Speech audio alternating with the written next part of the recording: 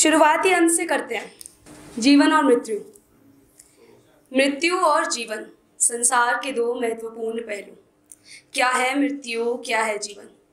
मृत्यु तो वो जिससे भयभीत सारा संसार है, पर जीवन के आगे मनुष्य खुद लाचार है। मान लो तो मृत्यु का सार जीवन से बंधा है, और ना मानो तो जीवन का सार ही फांसी का फंदा है।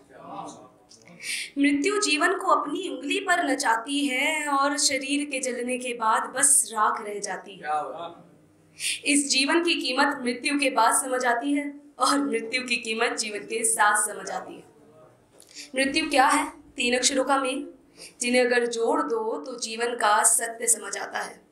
और चाहे जीवन हो या मृत्यु, दोनों के आगे मनुष्य खुद को असहाय रूप में पाता है। एक मनुष्य की दुनिया, ना उसका घर परिवार, ना उसकी देह है, फिर भी ना जाने क्यों से इस मृत्यु से भय है। बल्कि जीना मरना तो सबका तय है, फिर भी लोग करते अपने जीवन पर संदेह है। तो कुछ इस तरह मैंने इन दो पहलुओं को समझा है। और चाहे मृत्यु हो या जीवन, न साथ रहती तुम्हारी काया है, न साथ रहती तुम्हारी माया है। Thank you. I agree to everyone कि शायर जब बनते हैं जब दिल टूटता है। जब मेरा दिल टूटा तो ज़्यादा यादें मैं सोचती नहीं हूँ, मैं ज़्यादा बातें सोचती नहीं हूँ, पर एक जो चीज़ मेरे जहन में रह चुकी है वो है उसकी आंखें। कि तुम्हारी आंखें जो कहना तो चाहती थी बहुत, पर कुछ कह ना सकी। दर्द बहुत था उन आँखों में, पर बयां कर ना सकी। सोचा रो दूं उनके आगे, मगर आंसू छूटे नहीं। सोचा रो दूं उनके आगे, मगर आंसू छूटे नहीं। दिल को संभाला हमने कि वो हमसे कभी रूठे नहीं। हम करते रहे कोशिश कि वो एक दिन मान जाएंगे। हम करते रहे कोशिश कि वो एक दिन मान जाएंगे। पता ना था कि सब छोड़ वो हमसे दूर हो जाएंगे। बिना सोचे हम उन पर एतबार करते रहे, बिना सोचे हम उन पर एतबार करते रहे। अरे वो तो कब का छोड़ गए हमें, और हम आज तक उनका इंतजार करते रहे। ख्याल आते रहते हैं तो लिखती रहती हूँ। एक दिन ख्याल आया कि बहुत उदास हूँ, तो कुछ लिख दिया जाए। आज दिल उदास है, आज दिल उदास है। कहने को तो वैसे तो कोई नहीं साथ, लेकिन कहने को सब मेरे पास है। जब दिल टटोला तो उसमें एक बच्ची को देखा जो ज़्यादा समझदार नहीं थी, लेकिन खुश थी। दुनिया की भाग दौड़ से दूर वो अपने में मस्त थी। वो अपने सपनों में खोई रहती। कोई कुछ बोल दे तो अकड़ के सबको कहती। चोट लगने पर आंसुओं से सुबक सुबक कर रोती, और कोई काम बोलो तो कहती मैं हूँ सब में छोटी। उससे एक चीज़ सीखने को मिली कि हालात पर रोने से अच्छा तो तुम उस पर हंस दो। चीज़ें सुधरेंगी ज़रूर, तुम उन्हें थोड़ा वक्त दो।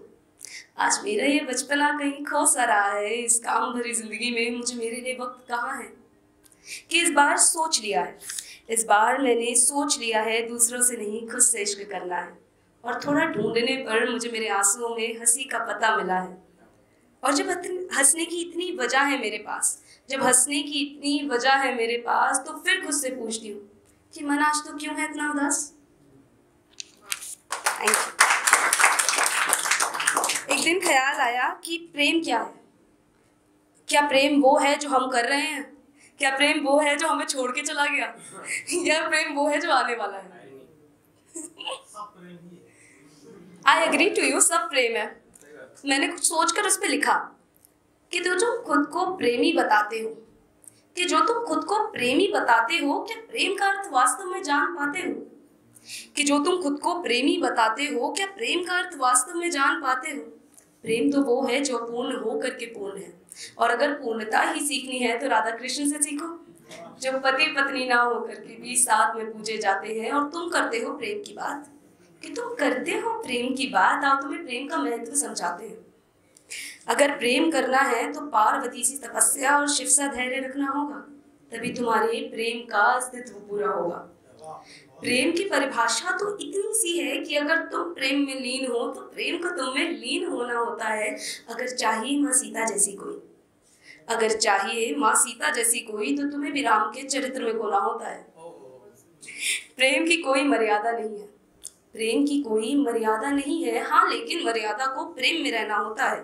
रावण सा अहंकारी नहीं, राम सा सहनशील होना होता है।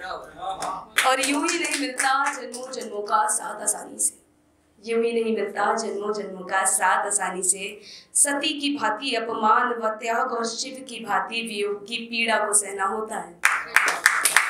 तो बताओ क्या है शक्ति प्रेम करने की, या सिर्फ प्रेम का ढोंग रचाते हो? तुम में है शक्ति प्रेम करने की, या सिर्फ प्रेम का ढोंग रचाते हो? कि जो तुम खुद को प्रेमी बताते हो, क्या प्रेम का अर्थ वास्तव में जान पाते हो? ख्याल, जब मैंने बताया था कि ख्याल तो बदलते रहते हैं, कभी उदास थी तो कभी प्रेम का ख्याल आ गया, कभी जीवन मृत्यु पे चली गई। तो एक औरत पर आती हूँ।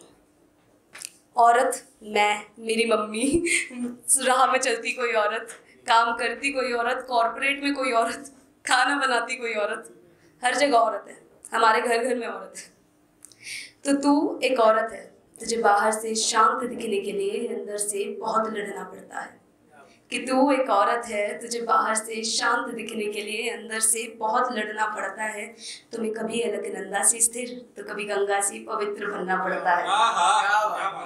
कि तू दासी सा जीवन जीती है, तू दासी सा जीवन जीती है और रानी कहलाई जाती है। तेरे रूप की तुलना तो की है अप्सरा से, तेरे रूप की तुलना तो की है अप्सरा से, पर तू खुद को अप्सरा मान नहीं पाती है।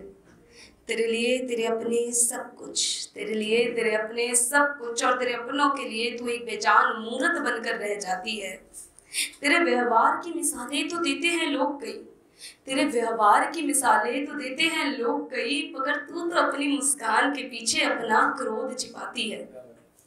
तेरा क्रोध तेरा प्रेम सब जायज है, तेरा क्रोध तेरा प्रेम सब जायज है, मगर तू क्यों हर बार भूल जाती है कि तू एक औरत है, तुझे बाहर से शांत दिखने के लिए अंदर से बहुत लड़ना पड़ता है।